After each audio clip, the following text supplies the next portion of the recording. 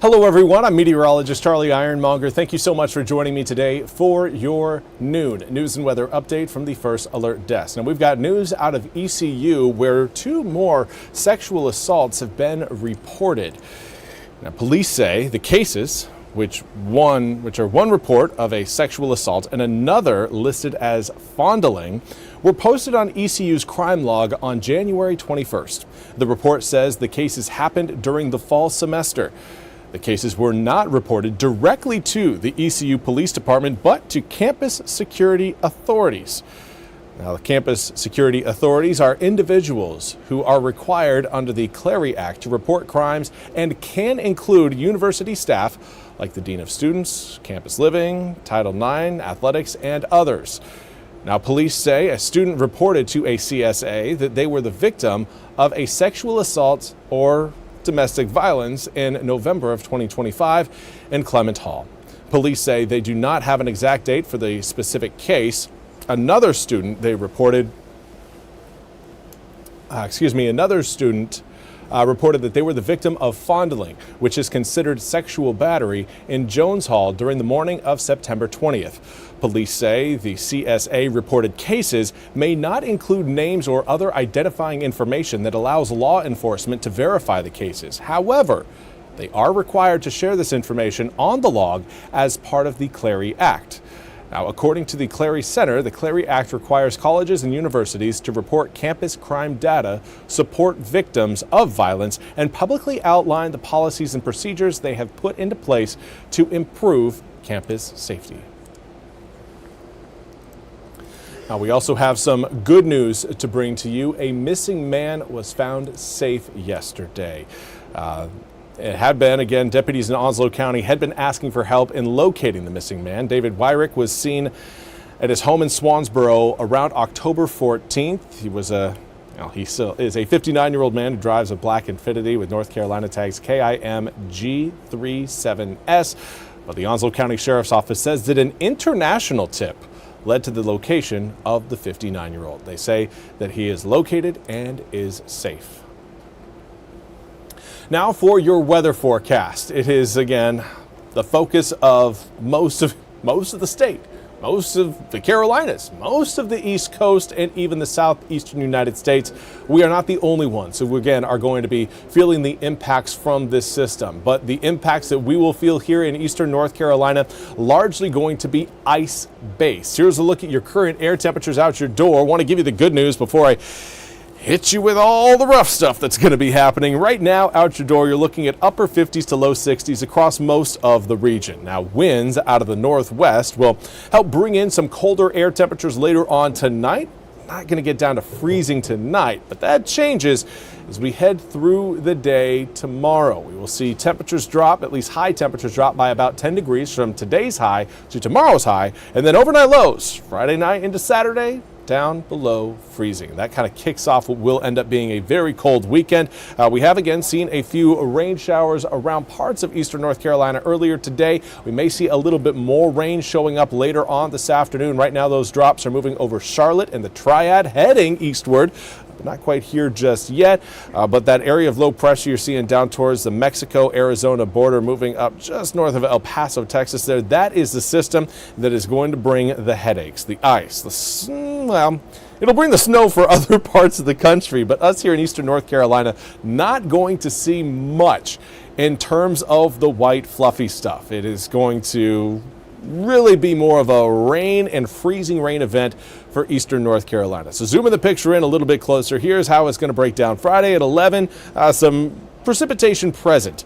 Then we get into your Saturday evening, and that's when we really start to feel everything turn on us. At least we'll start to see some sleet, some freezing rain come down, possibly a few snowflakes mixed in, but certainly not going to be seeing widespread snow enough to create some measurable snow accumulations there Saturday evening.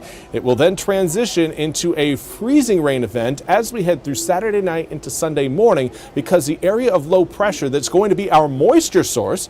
Remember, whenever we're talking about winter weather, you got to have 2 ingredients. You got to have cold air and you've got to have Well, moisture as well. And that area of low pressure, that is your moisture source. The problem is that within that low pressure system, you've got warmer air. So the closer that low gets to you, yeah, it adds more moisture, but it also it takes away from the cold air that is present by warming it up a little bit. And that can really adjust your rain snow line and how much ice, snow, or sleet you can potentially accumulate. Now, obviously, we would hope that that low continues to push in and we again get rid of the freezing rain threat. Freezing rain, not fun for anyone. But if it does work its way a little bit further south than what models currently suggest, we may open the door for perhaps a little bit more snow potential if again we see that big shift down a little bit further to the south. That will again keep that warm air away while still providing us with enough moisture to create that snow potential. This is Sunday at 6 a.m. We'll advance this further towards Sunday at noon. Air temperatures by this time will likely be in the mid-30s, warming on to the upper 30s as we head towards 2 and 3, possibly 4 p.m. Sunday afternoon. After that, we cool back down again. So at this point, looking at rain showers coming down, not really any sort of freezing rain throughout most of eastern North Carolina unless you're back kind of closer towards I-95.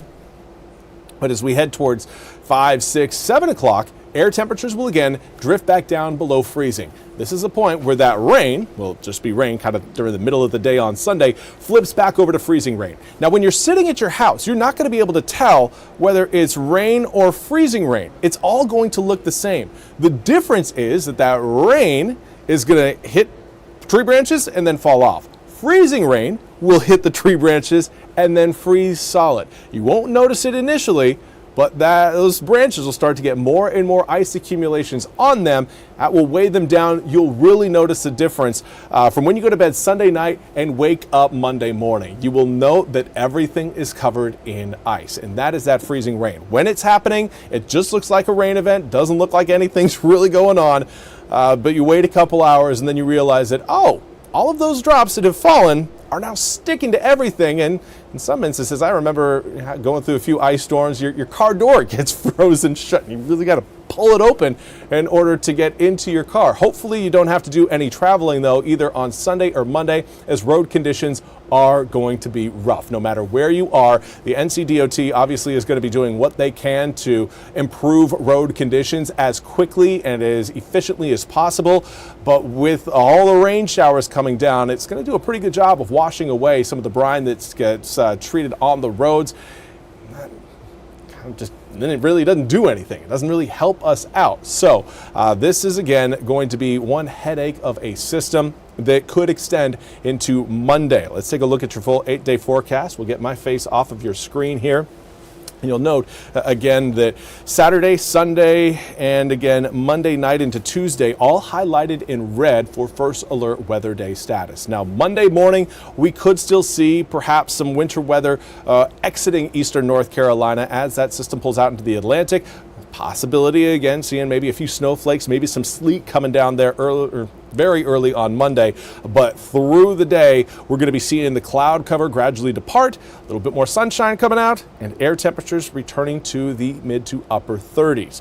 Tuesday may still have some icy spots on the roads, especially after 12 degrees overnight Monday night into Tuesday. But I think from Tuesday into Wednesday, we're going to do a pretty good job of melting things away. Yeah, we don't get that warm on Tuesday, but the increase of sunshine, solar radiation does a great job of really breaking down that ice, especially when that ice is out in the sun.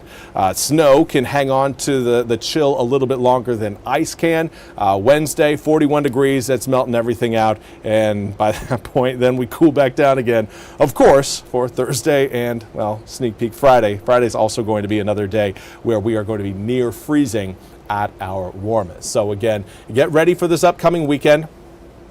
Don't want to really scare anybody, but anticipate, like the governor said, of possibly being without power for maybe a couple of days. So if you are wondering, okay, what do I need to do in order to make sure that myself and maybe my family are all taken care of and ready to go with this system, put yourself in some cold shoes, if you will, or really a house without power. If you can feed yourself and again stay warm without the use of electricity, you are going to be good to go.